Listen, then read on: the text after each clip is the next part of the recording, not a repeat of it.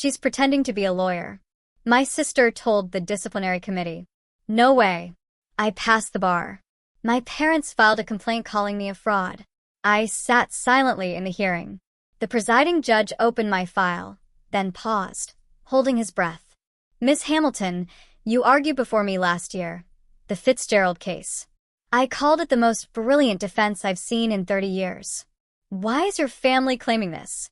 The sharp, incredulous intake of breath from Judge Patricia Moreland across the gleaming mahogany conference table was the first sound that truly cut through the oppressive silence, a silence thicker and heavier than any courtroom tension I'd ever known.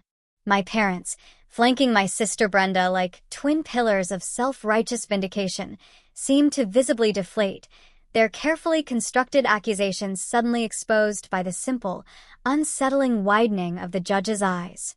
My own hands, folded calmly in my lap, felt like they belonged to someone else entirely.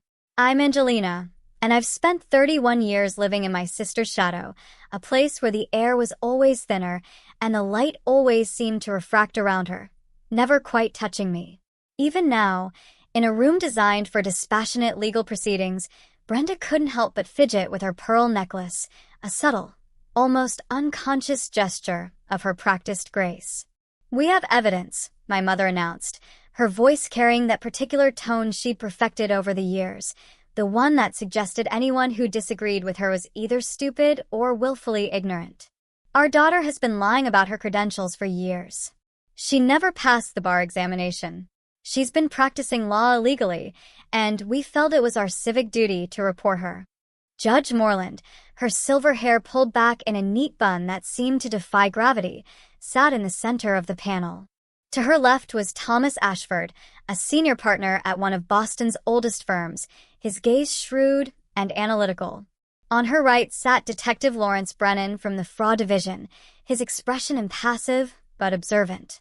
All three had manila folders open in front of them, their contents a mystery to me, though I could guess the lies they held. Miss Hamilton, Judge Moreland said, her eyes finding mine, a glimmer of something I couldn't quite decipher. You've been remarkably quiet throughout these proceedings. Would you like to respond to these allegations? I met her gaze, but said nothing. My lawyer, Graham Whitmore, a man whose calm demeanor belied a razor-sharp intellect, had advised me to let them talk. Let them build their case. Let them feel confident. Brenda leaned forward, her designer blouse rustling, the faint scent of expensive perfume wafting across the table. Your Honor, my sister has always been a family disappointment. She barely graduated high school. She went to some community college in Ohio that nobody's ever heard of. The idea that she could pass the Massachusetts bar exam is laughable. My father nodded vigorously, his face etched with a manufactured sadness. We tried to support her, he said, his voice heavy with a pretense of parental concern. We really did, but she's been living in a fantasy world. When we found out she was actually representing clients, we knew we had to act. Judge Moreland's expression remained neutral, but that flicker in her eyes, that subtle widening, the slight pause in her breathing, the way her fingers tightened on the edge of the paper, I knew it. She knew. Miss Hamilton, she said slowly, her voice taking on a different, resonant quality. You argued before me last year, the Fitzgerald case. The room went silent, so utterly silent that I could hear the faint hum of the fluorescent lights. I remember you quite clearly, Judge Moreland continued, her gaze piercing the room. I called it the most brilliant defense I'd seen in 30 years of sitting on the bench. Why is your family claiming you're not a licensed attorney? My mother's face went from pale to ashen. Brenda's mouth opened and closed like a fish gasping for air, her usual composure utterly shattered. Perhaps, I said quietly, speaking for the first time, my voice steady, betraying none of the seismic shift happening in a room, we should start from the beginning. Growing up as the youngest of two daughters in the Hamilton household meant living in Brenda's ever-present, all-consuming shadow. My sister was everything my parents wanted: beautiful, charming, effortlessly popular. She got straight A's without studying, dated the captain of the football team, and was accepted to Yale before her senior year of high school even ended. I was the accident that came 7 years later, the oops baby my mother sometimes mentioned after her third glass of wine at dinner parties. Where Brenda was blonde and willowy, I was dark-haired and solid. Where she excelled naturally, I struggled and fought for every B-. My parents made it achingly clear which daughter was the prize and which was the consolation. "Why can't you be more like your sister?" became my mother's favorite refrain, delivered with increasing frustration as I moved through my teenage years. This dynamic, often seen in families, is a classic case of parental favoritism, creating a golden child and a scapegoat. The favored child, Brenda, receives disproportionate praise and resources, while the scapegoat, Angelina, internalizes criticism and neglect, leading to deep-seated feelings of inadequacy and a relentless drive for external validation. The comparison crystallized during the summer after my sophomore year of high school. Brenda had just finished her first year at Yale Law School, and my parents hosted a lavish celebration dinner at our sprawling house in suburban Connecticut. 20 people came, all eager to toast their golden child. I served appetizers in a black dress my mother had bought specifically for the occasion, playing the role of helpful younger sister while Brenda held court about constitutional law and her summer internship at a prestigious New York firm. "And what about you, dear?" Mrs. Crawford from next door asked me, her voice dripping with polite disinterest, her eyes already glazing over. "What are your plans for college?"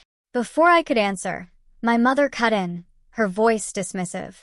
"Oh, she'll probably go to the community college downtown. Maybe study something practical like dental hygiene." The dismissal in her voice stung more than the words themselves. Brenda laughed, that tinkling sound everyone found so delightful. "Not everyone is cut out for higher education," she said, patting my shoulder with a patronizing gesture. "There's no shame in knowing your limitations." Something hardened in me that night. I was 16 years old, with 2 years of high school still ahead. And I decided that one day, somehow, I would make them regret every condescending word. Little did I know, the real battle had just begun. Those final 2 years of high school were lonely. I kept my head down, improved my grades as much as I could, and started researching colleges I could actually afford. My parents made it brutally clear that the family education fund had been depleted by Brenda's Ivy League expenses. Whatever I wanted to do next, I'd be funding it myself. I did go to community college, just like my mother predicted. Lakewood Community College in rural Ohio wasn't prestigious or impressive, but it was affordable and far enough from Connecticut that I didn't have to watch Brenda's continued ascension. My parents sent me a check for $2,000 when I left, which my father explicitly stated was all the support we can afford to give. Brenda's Yale education cost $60,000 a year. But I didn't say anything. I just took the money and left. At Lakewood, I discovered something unexpected. When I wasn't being constantly compared to my sister, I could actually focus. I took a full course load and worked 30 hours a week at a local diner. My grades climbed. By my second semester, I had a perfect GPA. My advisor, Professor Ruth Anderson, noticed. She was a former prosecutor who had left the legal world after her husband's death and settled into teaching paralegal studies. She saw something in me that my family never had. "You've got a natural instinct for legal reasoning," she told me one afternoon in her office. "Have you ever considered law school?" I laughed, the sound coming out bitter. "My sister went to Yale Law. I'm the family disappointment, remember?" "Who told you that?" Professor Anderson's eyes sharpened behind her wire-rimmed glasses. "Everyone who matters." She leaned back in her chair. "Let me tell you something about law school. It's not about where you start. It's about how hard you're willing to work. And you, from what I've seen, work harder than anyone in this program." The conversation stayed with me. For the first time in my life, someone believed I could be more than the lesser Hamilton daughter. Over the next 2 years, Professor Anderson became my mentor. She taught me how to think like a lawyer, how to construct arguments, how to find the weaknesses in opposing positions. She pushed me harder than any teacher ever had. When I graduated from Lakewood with my associate's degree, she handed me a letter of recommendation and a list of law schools that offered need-based scholarships. "Don't let anyone tell you what you're capable of," she said. "Especially not family." I applied to Suffolk University Law School in Boston.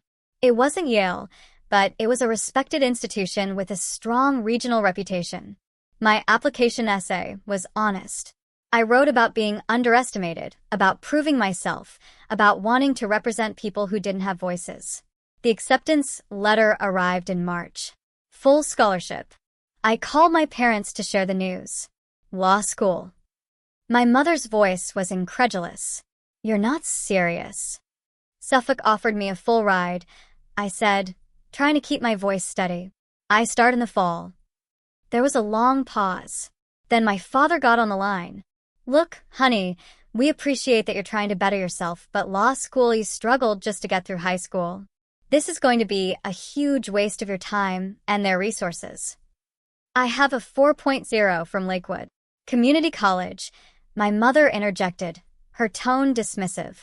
"It's not the same thing. Brenda would never say this because she's too kind, but we're worried you're setting yourself up for a devastating failure. Law school is incredibly difficult. Maybe you should think about something more realistic." I hung up before they could say anything else. Then I packed everything I owned into my 15-year-old Honda and drove to Boston. What I found next changed everything. Suffolk law was brutal. My parents had been right about one thing. It was incredibly difficult. I studied 80 hours a week, lived on ramen and peanut butter, and barely slept. The other students came from better schools, better backgrounds. They had family connections and internship opportunities lined up before first semester ended. I had nothing except Professor Anderson's words echoing in my head and a burning need to prove everyone wrong. My family didn't visit. They didn't call. When Thanksgiving rolled around my first year, I worked as a hostess at a downtown restaurant instead of going home. Christmas was the same. My parents sent a card with a $50 bill inside it and a note that said, "Thinking of you during this challenging time." Brenda, meanwhile, had made junior partner at her New York firm. My mother's Facebook was full of photos. Brenda at charity galas, Brenda receiving awards, Brenda being interviewed for legal journals. The golden child continued to shine. I studied harder. By second year, something shifted. The law started making sense in a way it hadn't before. I could see the patterns, the arguments, the strategies. My contracts professor, a stern woman named Dr. Helen Vasquez, pulled me aside after class one day. "You have exceptional analytical skills," she said. "Have you thought about trying for law review?" I hadn't. Law review was for the top students, the ones destined for Supreme Court clerkships and big law partnerships, not for community college transfers working 3 part-time jobs. "You should apply," Dr. Vasquez continued. "I'll write you a recommendation." I made law review. I also won the Academic Achievement Award for second-year students and secured a summer internship at a small criminal defense firm. When I called to tell my parents, my mother sighed. "That's nice, dear. Brenda just got engaged. He's a Harvard MBA.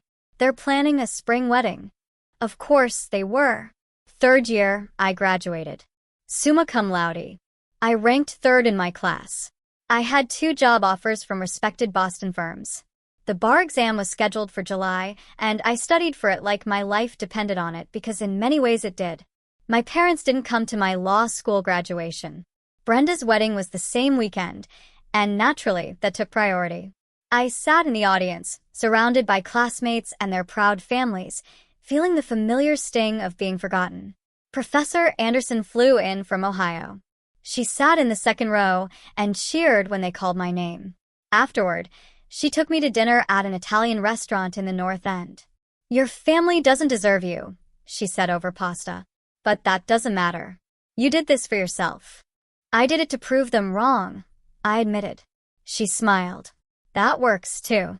The bar exam results came in November. I'd moved into a tiny studio apartment in Cambridge and was working as a clerk at Morrison and Associates while I waited. The email arrived at 6:47 in the morning. I'd passed. Not just passed, I'd scored in the top 5%. I sat on my apartment floor and cried, a mix of exhaustion and triumph. Then I called my parents. "That's wonderful, honey," my mother said, her voice distracted. "Your father and I are actually on our way to Brenda's house. She's pregnant. We're going to help with the nursery." I passed the bar exam.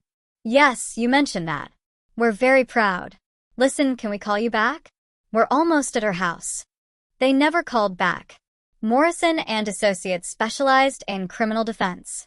The work was hard, the hours were long, and the pay was modest. But I loved it. I loved the challenge of building a case, the thrill of cross-examination, the satisfaction of winning acquittals for clients everyone else had written off. My boss, Frank Morrison, was a grizzled veteran who'd been practicing for 40 years. He taught me how to read juries, how to find the story in the evidence, how to fight for people the system had abandoned. You're good at this, he told me after I won my first trial. Really good. You have instincts most lawyers never develop. I worked every case like it was the most important one in my career. I built a reputation for being thorough, relentless, prepared. Other attorneys started referring clients to me. Judges began recognizing me in court. My family had no idea. We spoke maybe 3 times a year, brief phone calls where my mother updated me on Brenda's accomplishments and asked perfunctory questions about my little law job. Then came the Fitzgerald case. Daniel Fitzgerald was accused of embezzling $3 million from his employer, a mid-sized investment firm. The evidence looked damning. Wire transfers in his name, forged documents, a paper trail that seemed to lead directly to him. The prosecution was confident. The media had already convicted him. Frank assigned the case to me. This is your chance, he said. High profile, lots of attention. Win this, and you'll make a name for yourself. I spent 4 months preparing. I reviewed every document, every bank statement, every email. I hired forensic accountants. I tracked down witnesses, and slowly I found the inconsistencies, the patterns that didn't quite fit, the timeline that didn't make sense. Someone had framed Daniel Fitzgerald, and I could prove it. The trial lasted 3 weeks. Judge Patricia Moreland presided. She was known for being fair but exacting, a former prosecutor who didn't tolerate incompetence. The courtroom was packed every day with reporters and legal observers. I tore the prosecution's case apart piece by piece. I showed how the wire transfers had been manipulated, how the documents had been backdated, how the real embezzler was actually Daniel's supervisor, who disappeared to the Cayman Islands 2 days before the investigation started. The jury deliberated for 6 hours. Not guilty on all counts. Judge Moreland called me to the bench afterward. Miss Hamilton, she said, in 30 years on this bench, that was the most brilliant defense I've seen. You have an extraordinary career ahead of you. The legal community noticed. I started getting calls from bigger firms, offers for partnerships, invitations to speak at conferences. My practice grew. I moved to a better apartment. I could finally afford to eat something other than ramen. I still didn't tell my family the details. What was the point? 2 years after the Fitzgerald case, my reputation had solidified. I was handling increasingly complex cases, mentoring junior attorneys at Morrison and Associates, and Frank had officially made me a named partner. Hamilton and Morrison had a nice ring to it. My relationship with my family remained surface level. Obligatory holiday calls, birthday cards with generic messages, the occasional Facebook interaction where my mother would comment on Brenda's posts, but ignore mine. Brenda herself seemed to view me with mild curiosity, like I was a distant cousin she vaguely remembered meeting once. She practiced corporate law in New York, making partner at 32. Her husband, Trevor, came from old money. They had 2 children, a brownstone in the village and a summer house in the Hamptons. I was still the lesser Hamilton daughter, just with a law degree. But that was only the beginning of the nightmare. Then everything changed because of a wedding invitation. The invitation arrived in March, heavy cardstock with gold embossing. My cousin Valerie was getting married in Connecticut, and the whole extended family would be there.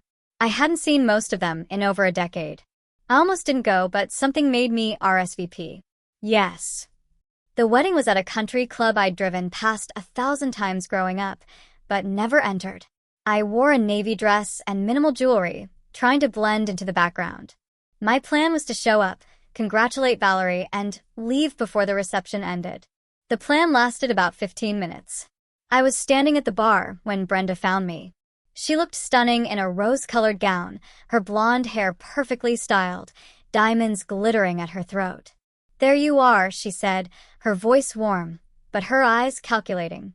"We've barely seen you in years. What have you been up to?" "Working," I said simply. "Still at that little firm in Boston?" She sipped her champagne. "That's sweet. Trevor and I were just saying we should come visit sometime. See how the other half lives." The condescension was subtle, but unmistakable. I felt 16 again, serving appetizers while everyone praised the golden child. My mother appeared, flanked by two of her friends. "Oh, good. You're both here," she said. Barbara was just asking about my daughters. Brenda's a partner at Strickland and Morris in Manhattan, of course. And this is my younger daughter. She does some sort of legal work in Boston." "Some sort of legal work," I repeated. My mother waved her hand dismissively. "You know I don't understand all the details, honey. You work with criminals or something."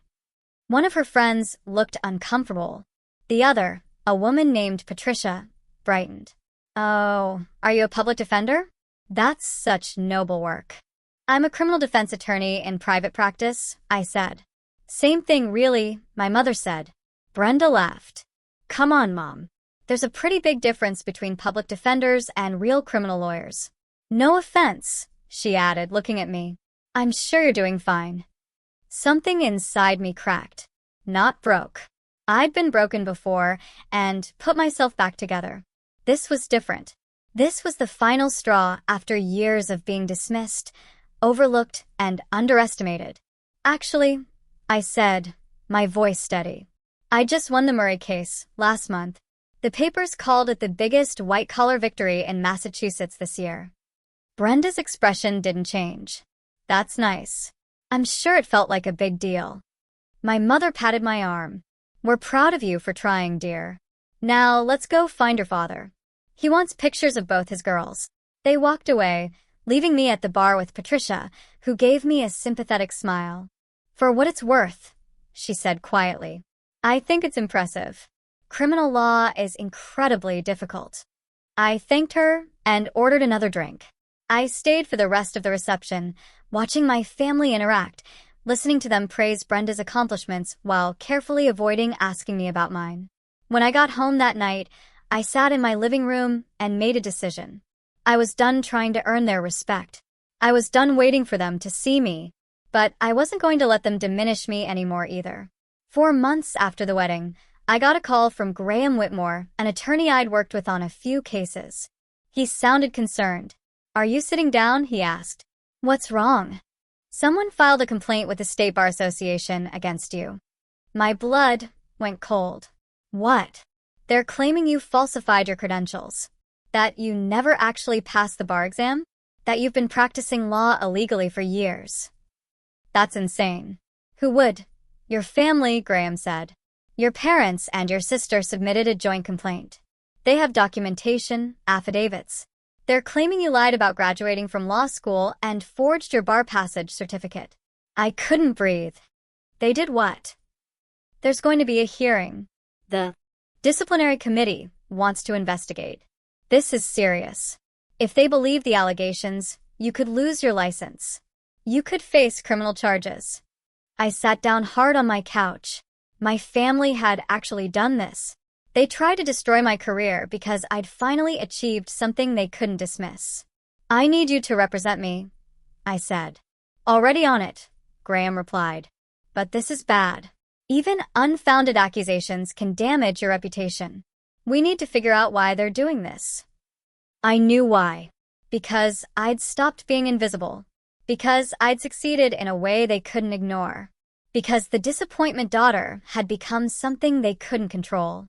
This calculated attempt to discredit Angelina professionally, using her past as a weapon, exemplifies lateral violence within family systems, a form of aggression often seen when one member feels threatened by another's success. It leverages societal biases, her community college background, gender, to undermine credibility, a dangerous form of psychological warfare disguised as concern. The documentation my family submitted was elaborate.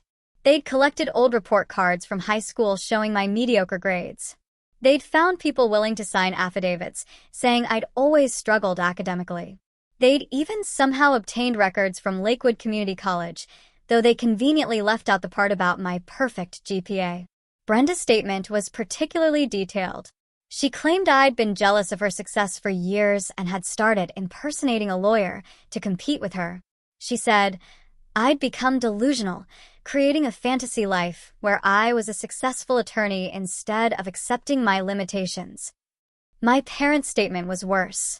They described me as troubled, unstable, someone who'd always had difficulty distinguishing reality from fiction. They expressed concern for any clients I might be deceiving and urged the committee to investigate thoroughly. It was character assassination disguised as civic duty. Graham reviewed everything with increasing disbelief. This is vindictive, he said. They're trying to ruin you. Can they? No, he said firmly, because everything they're claiming is false. You graduated from Suffolk. You passed the bar. You're a licensed attorney in good standing. This is harassment. Then why have a hearing at all? Because the Bar Association has to investigate all complaints. It's procedure. But once they see the evidence, your actual transcripts, your bar exam results, your court records, this will be dismissed immediately. I nodded, but fear coiled in my stomach. My family had gone scorched earth. If the hearing became public, the accusations alone could damage my reputation. Clients might lose faith. Judges might view me differently.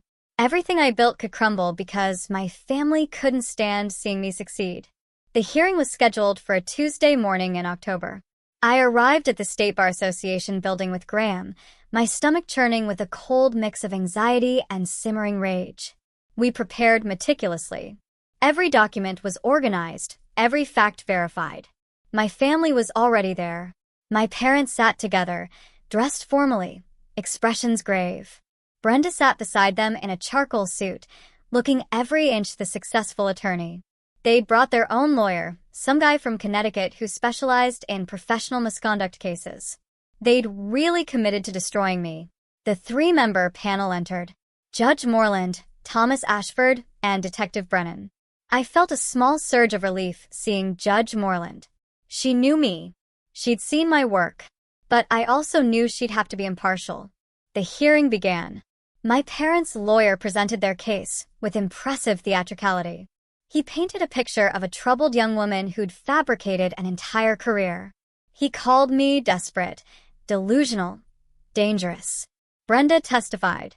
She spoke about how I'd always been the troubled child, how I'd struggled in school, how concerned the family was when I started claiming to be a lawyer. She even told people she'd won major cases, Brenda said, her voice heavy with false sadness. She described these elaborate trials in detail. It was heartbreaking to watch. My mother testified. She talked about my difficult childhood, my academic struggles, my supposed disconnect from reality. My father testified. He claimed they tried to get me help, but I'd refused. He said filing the complaint was the hardest thing they'd ever done, but they felt morally obligated. Through it all, I sat silently. Graham had advised me not to react, not to engage. Let them talk. Let them feel confident. Then it was our turn. Judge Moreland looked at me. Miss Hamilton, you've been remarkably quiet throughout these proceedings. Would you like to respond to these allegations? I met her gaze, my voice steady. Your Honor, I'd like to let my record speak for itself. Graham began presenting our evidence. My Suffolk transcript showing I'd graduated summa cum laude. My bar exam passage, certificate. My license to practice law in Massachusetts. Character references from professors, colleagues, judges. Thomas Ashford leafed through the documents, his expression shifting from skepticism to confusion. Then Judge Moreland opened my case file, the detailed record of every case I'd argued, every motion I'd filed, every client I'd represented. She stopped breathing for a moment. Her eyes widened. She looked up at me with something like recognition. Miss Hamilton, she said slowly, you argued before me last year, the Fitzgerald case. The room went silent. I remember you quite clearly, Judge Moreland continued. I called it the most brilliant defense I'd seen in 30 years of sitting on the bench. Why is your family claiming you're not a licensed attorney? My mother's face drained of color. Brenda's mouth opened, closed, opened again. My father gripped the edge of the table, his knuckles white. Graham stood. Your Honor, if I may. The evidence clearly shows that Miss Hamilton is not only a licensed attorney, but an exceptionally accomplished one. She graduated with honors from Suffolk University Law School. She passed the bar on her first attempt, scoring in the top 5%. She's argued dozens of successful cases, many in your courtroom and others throughout the state. He placed another stack of documents on the table. These are records of Ms. Hamilton's cases over the past 5 years. Wins, settlements, judicial commendations. She's built an impeccable reputation in the legal community. Detective Brennan spoke up. I'm confused. The complaint suggests Ms. Hamilton has no legal education and has been committing fraud. But this evidence clearly contradicts that. Because the complaint is false, Graham said, his voice ringing with conviction. Deliberately, maliciously false. Thomas Ashford looked at my family, a silent indictment in his gaze. Did you verify any of this before filing your complaint? My parents' lawyer shuffled his papers. We relied on our client's good faith assertions. Good faith. Graham's voice rose, cutting through the lawyer's weak defense. They filed a formal complaint with the State Bar Association, attempting to destroy an attorney's career and livelihood based on high school report cards and personal animosity. There's no good faith here. Judge Moreland's expression had gone from confused to angry, her eyes glinting with a steely resolve. Miss Hamilton, I need to understand something. Your family has made serious allegations against you. Allegations that, if true, would constitute criminal fraud. But the evidence shows you're a highly qualified, successful attorney. Can you explain this discrepancy? This was the moment. I'd stayed quiet through their accusations, through their lies, through their attempts to destroy me. Now it was time to speak. My family, I said, my voice steady, betraying none of the years of hurt and anger, has always been very clear about what they think of me. I was the disappointment daughter, the one who couldn't measure up to my brilliant older sister. When I went to community college, they considered it proof of my limitations. When I got into law school, they told me I was wasting everyone's time. When I passed the bar, my mother was too busy celebrating my sister's pregnancy to care. I looked directly at my parents, my gaze unwavering. I didn't tell you about my success because I learned early on that you weren't interested. You didn't come to my law school graduation. You didn't congratulate me when I won the Fitzgerald case, even though it was covered in the Boston Globe. You'd never asked about my work, my life, or my accomplishments. So, no, I didn't keep you updated on my career. Brenda tried to interrupt, but Judge Moreland held up her hand. 6 months ago, I continued, I attended a family wedding. My mother introduced me as someone who does some sort of legal work with criminals. When I tried to explain what I actually do, my sister laughed and said it wasn't the same as real criminal lawyers. So, I stopped trying to make you see me. My father started to speak, but I wasn't finished. This complaint isn't about concern for the legal profession or protecting the public. This is about a family that can't handle the fact that the daughter they dismissed, the one they considered a failure, actually succeeded without your help, without your approval, without your acknowledgement. The room was completely silent, the weight of my words hanging heavy in the air. Thomas Ashford looked at my family with undisguised disgust. You filed a fraudulent complaint with this committee because you were embarrassed by your daughter's success? No, my mother said quickly. We genuinely believed. You believed what? Graham cut in, his voice sharp. That your daughter somehow fooled the Massachusetts Bar Association, multiple judges, and hundreds of clients over 5 years? That she argued complex legal cases without anyone noticing she wasn't qualified? That Judge Moreland, a respected jurist with 3 decades of experience, couldn't tell the difference between a real lawyer and a fraud. Detective Brennan cleared his throat. For the record, filing a false complaint with a state regulatory board is itself a crime. It's also potentially defamatory. Brenda's face had gone white. We didn't mean, this wasn't supposed to. What? I said quietly. You didn't think there would be consequences? You thought you could destroy my career and face no repercussions. Judge Moreland closed my file. Her expression was severe, her voice laced with an icy authority. This hearing is concluded. Miss Hamilton, the committee finds no evidence whatsoever supporting these allegations. Your credentials are impeccable. Your record is outstanding, and this complaint appears to be malicious and without merit. She looked at my family, her gaze unwavering. I want to be very clear. You have attempted to use this committee as a weapon against a licensed attorney in good standing. You have wasted state resources and this panel's time. You have potentially damaged Miss Hamilton's reputation with baseless accusations. This is unconscionable. Thomas Ashford nodded. I practice in New York as well as Massachusetts. Miss Hamilton, he said, looking at Brenda. I'll be reporting this incident to the New York Bar Association. They take professional conduct very seriously. Brenda's eyes widened. You can't. I didn't do anything wrong. I just believed what my parents— You're an attorney, Ashford said coldly. You should have known better than to sign affidavits making serious allegations without verifying the facts. That's basic legal ethics. Detective Brennan stood. Mr. and Mrs. Hamilton, I'm going to need you to come with me. Filing a false report is a criminal matter. My mother gasped. My father tried to argue. Their lawyer attempted to intervene, but Detective Brennan was unmoved. Judge Moreland addressed me directly. Miss Hamilton, on behalf of this committee, I apologize for the ordeal you've been put through. You've conducted yourself with remarkable professionalism throughout this process. Your reputation in the legal community remains untarnished. Thank you, Your Honor. As the panel stood to leave, Judge Moreland paused.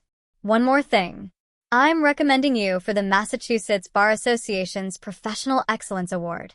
The nomination has been pending for months, and after reviewing your file today, I'm certain you deserve it. I felt tears threatening, but held them back. I wouldn't cry in front of my family. Not now. The aftermath was swift and brutal. Detective Brennan did take my parents in for questioning. While they weren't ultimately charged, the investigation was thorough and humiliating. The local Connecticut newspaper ran a story about the false complaint. My mother's friends stopped calling. Brenda faced disciplinary action from the New York Bar Association for signing false affidavits. She received a formal reprimand and had to take additional ethics training. More damaging was the hit to her reputation. Word spread in legal circles about what she'd done. Clients started asking uncomfortable questions. Her firm suggested she take a leave of absence. My parents' lawyer sent a letter attempting to explain that it had all been a misunderstanding. Graham responded with a letter outlining our intention to file a defamation suit unless they issued a public apology and withdrew all accusations formally. They complied within a week. The public apology was brief and obviously painful for them to issue. It appeared in the Boston Globe and several legal publications, acknowledging that their complaint had been unfounded and that I was a licensed, accomplished attorney. It wasn't enough to repair the damage to our relationship. But then again, our relationship had been broken for a long time. 3 months later, I received the Massachusetts Bar Association's Professional Excellence Award at a ceremony attended by over 300 attorneys, judges, and legal professionals. Judge Moreland presented it personally, giving a speech about my dedication, skill, and integrity. My family wasn't there. I didn't invite them. Professor Anderson flew in from Ohio. She sat in the front row and cheered when they called my name. Afterward, we had dinner at the same Italian restaurant in the North End where we'd celebrated my law school graduation. I told you, she said, raising her glass. Don't let anyone tell you what you're capable of, especially not family. You were right, I said. I usually am. She smiled. So, what's next? Big firm offer, political career. I shook my head. I'm staying where I am. Morrison and Associates is where I belong. Small firm, big impact. Frank's talking about making me a named partner. Hamilton and Morrison, Professor Anderson mused. Has a nice ring to it. It did. A year passed. My practice continued to grow. I won more cases, took on more complex clients, mentored young attorneys the way Professor Anderson and Frank had mentored me. My parents called once, 6 months after the hearing. My mother's voice was stiff, formal. "We wanted to check in," she said. "See how you're doing." "I'm well," I replied. "That's good.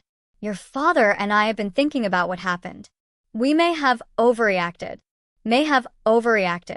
Not we were wrong, or we're sorry. Just may have overreacted, like they'd gotten upset over something minor instead of trying to destroy my career." "Is there anything else?"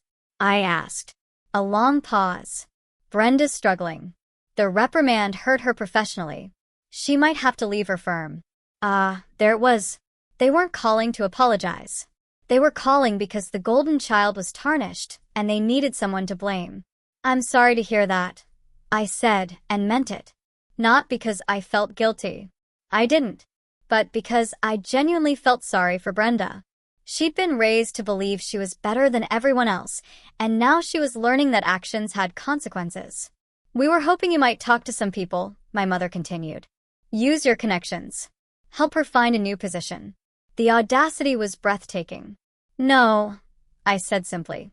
"But she's your sister," my mother protested. "Family helps family." "Family," I repeated slowly, "doesn't file false complaints trying to destroy each other's careers. Family doesn't sign affidavits claiming their daughter is delusional. Family doesn't spend years making someone feel worthless and then ask for favors when it's convenient." My father got on the line. "You're being petty. We made a mistake, but holding grudges isn't productive. Brenda needs help."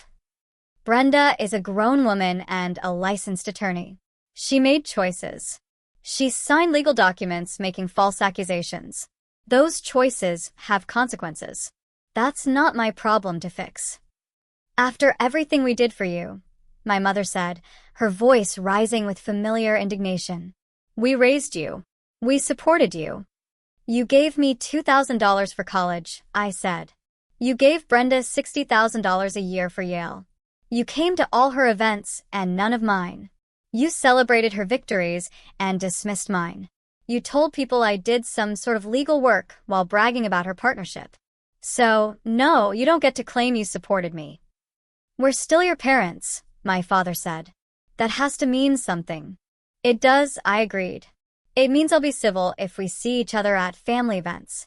It means I won't sue you for defamation, even though I have grounds. But it doesn't mean I owe you anything beyond basic courtesy." The line went silent for a long moment. "We tried," my mother finally said, her voice cold. "We tried to reach out to mend things. If you want to be stubborn and unforgiving, that's your choice. But don't expect us to keep trying." "I won't," I said, and hung up. The phone call left me shaken, but also strangely liberated. For years, part of me had hoped they'd eventually see me. Really see me. That hope was finally dead. And its absence felt like relief. Graham called the next day. "Your mother's attorney reached out. He said they want to settle potential claims quietly. They're offering a substantial sum if you'll sign an NDA about the whole incident." How substantial? He named a figure that made me blink. 6 figures. Enough to pay off my condo, expand my practice, never worry about money again. "What do you think?" I asked. "I think they're scared," Graham said. "Scared you'd write about this, talk about it publicly, damage their reputation further. The money is to buy your silence." I thought about it for exactly 10 seconds. "Tell them no. I'm not signing anything. If I want to discuss what happened, I will. They don't get to pay me to pretend it didn't occur." Graham laughed. "I was hoping you'd say that.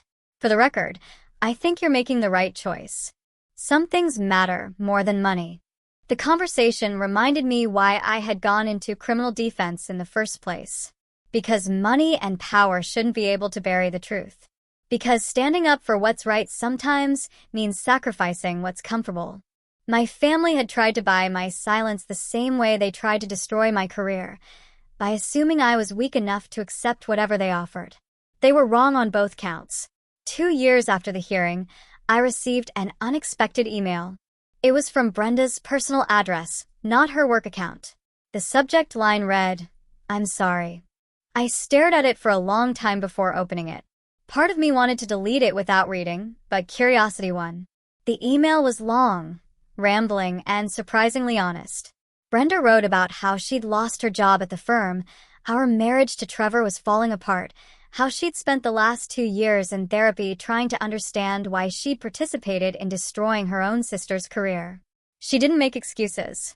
She admitted she'd been jealous when she saw me at the wedding, confident and successful in a way she hadn't expected. She confessed that she'd always viewed me as lesser, the way our parents had taught her to, and seeing me succeed had threatened her entire identity as the golden child. I told myself I was protecting the legal profession, she wrote. But I was really just trying to tear you down because I couldn't handle you being good at something.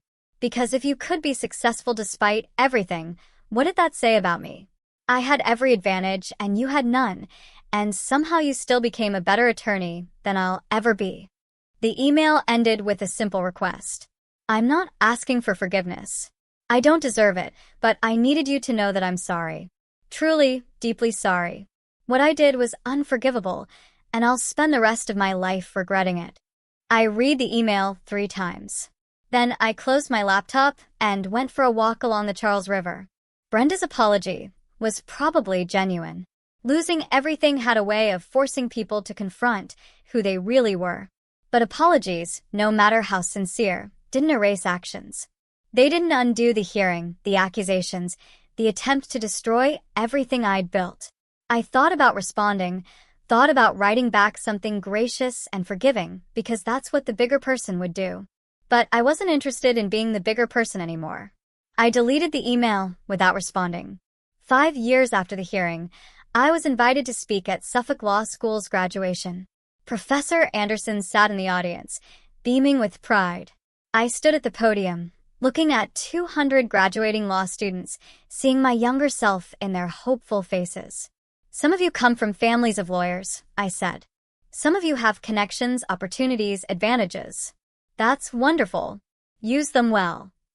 I paused, finding the students in the back rows, the ones who looked tired and uncertain. But some of you don't have those things. Some of you are first-generation lawyers. Some of you work 3 jobs to get through school. Some of you have families who don't understand what you've accomplished or why it matters. The tired students sat up a little straighter, their eyes fixed on mine. I want you to know something. Your path might be harder, but that doesn't make your success any less legitimate. In fact, it makes it more impressive. You earned every single thing you achieved. Nobody handed it to you. Nobody smoothed the way. You did it yourself. I looked directly at a young woman in the 3rd row who was crying quietly. And when people try to diminish what you've accomplished, when they try to make you feel small or unworthy, remember this. Their opinion of you is not the truth. Your work is the truth. Your cases are the truth. Your license is the truth. Hold on to that. The applause was thunderous. Afterward, dozens of students came up to thank me. The crying woman from the 3rd row hugged me tightly. My parents didn't come today, she whispered. They said law school was a waste of time for someone like me. Then prove them wrong, I whispered back. Not for them. For you. She nodded, wiping her eyes, and I saw in her the same determination I felt at 16, serving appetizers while everyone praised my sister. 10 years after the hearing, my practice had expanded into a firm of 15 attorneys. We specialized in criminal defense, representing clients who couldn't afford the big corporate firms, but deserved excellent representation anyway. We won more cases than we lost. We changed lives. Frank Morrison retired and spent his days fishing in Maine, calling me occasionally to brag about the size of his latest catch. Professor Anderson passed away peacefully in her sleep, leaving me a letter that said simply, I always knew you'd make it. I'm proud of you. I never reconciled with my parents. They sent Christmas cards for a few years and stopped. I heard through extended family that they'd moved to Florida, that my mother's health was declining, that they'd become somewhat reclusive. I felt nothing about it. No anger, no sadness, no regret. They were simply people I used to know. Brenda sent occasional emails over the years, updates about her life, mentions of therapy, small attempts at connection. I never responded. Eventually, those stopped too. I dated, had relationships, built a life filled with friends who valued me and work that mattered. I adopted a rescue dog named Justice who slept under my desk while I worked on briefs. I traveled to places I'd never imagined I'd see. I mentored young attorneys who reminded me of myself. I was happy. One afternoon, I was in court arguing a motion when I noticed someone sitting in the back row of the gallery. An older woman with thin gray hair and a familiar face. My mother. Our eyes met for a moment. She looked smaller than I remembered. Frilier. She didn't smile or wave. She just sat there watching me work. I turned back to the judge and continued my argument. I won the motion. When I looked back, she was gone. I never found out why she came. Maybe she'd finally realized what she'd missed. Maybe she wanted to see for herself what I'd become. Maybe it was simple curiosity. It didn't matter. I walked out of the courthouse into the bright Boston afternoon, Justice waiting in the car, a celebration dinner with my team planned for that evening. A dozen cases on my desk that needed my attention. I had built a life worth living. I had proven everyone wrong who'd ever doubted me. I had succeeded not because of my family, but despite them. And in the end, that was the best revenge of all. They tried to destroy me, tried to erase everything I'd accomplished, tried to reduce me back to the disappointment daughter who knew her limitations. They failed. I was Attorney Hamilton, now named partner, award winner, mentor, advocate. I was the woman who'd argued the Fitzgerald case. I was the lawyer who Judge Moreland called brilliant. I was exactly who I'd always been meant to be, and I got there all by myself. This narrative vividly illustrates the deep psychological wounds inflicted by familial scapegoating and emotional invalidation, where Angelina's worth was constantly undermined in comparison to her golden child sister. Her relentless drive for success, initially fueled by a desire for external validation and revenge, evolves into a profound journey of self-actualization and resilience. The story also highlights the powerful concept of earned secure attachment, where, despite early childhood experiences of insecurity and rejection, individuals can develop a secure sense of self through supportive relationships, like Professor Anderson and Frank Morrison, and self-affirming accomplishments. Angelina's final decision not to pursue reconciliation, even after her family's attempts to reach out, reflects a conscious choice to protect her hard-won peace and self-worth. What moral and emotional considerations do you think are most important when deciding whether to reconcile with family members who have caused significant emotional and professional harm, even when they express remorse or need?